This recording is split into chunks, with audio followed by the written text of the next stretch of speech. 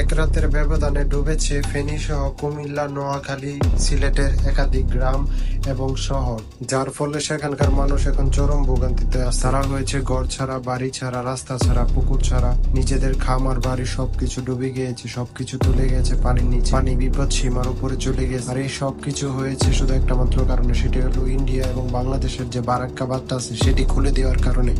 যেখানে বন্ধু দেশ হিসেবে কথা ছিল ইন্ডিয়ার বাংলাদেশের পাশে থাকার, বাট এই বিপদ সময়ে ইন্ডিয়া তার রূপ দেখিয়ে বাংলাদেশে এবং ভারতের বারাক্কা বাঁধটি খুলে দেয়, যার ফলে ফেনী সহ কুমিল্লা, নোয়াখালী, সিলেট সব জায়গার শহর থেকে গ্রাম সবকিছু ডুবে যায়। মানুষ পড়ে যায় চরম ভোগান্তি, অনেকে অনেক অভাব অনটনের মধ্যে দিয়ে যাচ্ছে, কেউ না খেয়ে আসছে, আর অনেকে মারা যাচ্ছে। পুরো অঞ্চল জুড়ে এখন পানি বিপদ সীমার উপরে, মানুষের ঘর বাড়ি স্রোতের কারণে দিয়ে যাচ্ছে নদীর দিকে এবং ব্রিজ ভেঙে যাচ্ছে, কালভার্ট ভেঙে যাচ্ছে, মানুষ অনেক মারা যাচ্ছে, না খেয়ে আছে, কেউ কেউ বা গাছের উপরে স্থান নিচ্ছে, কেউ নিরাপদ স্থান খুঁজছে, কেউ বিভিন্ন কার্যালয়ে স্থান নিচ্ছে।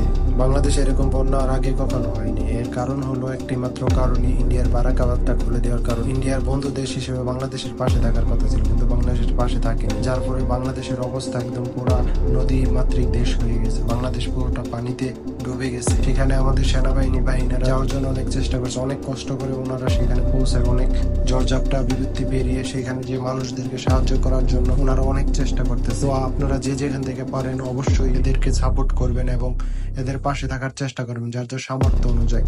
সেনাবাহিনীরা বিভিন্নভাবে নৌকা দিয়ে মানুষের বাড়ি বাড়ি যে সাহায্য করার চেষ্টা করতেছে। তো আমাদের মনে রাখা উচিত যে আমাদের বিপদের সময় আমাদের বাংলাদেশ সেনাবাহিনী আমাদের পাশে ছিল, তারা আছে এবং তারা থাকবে।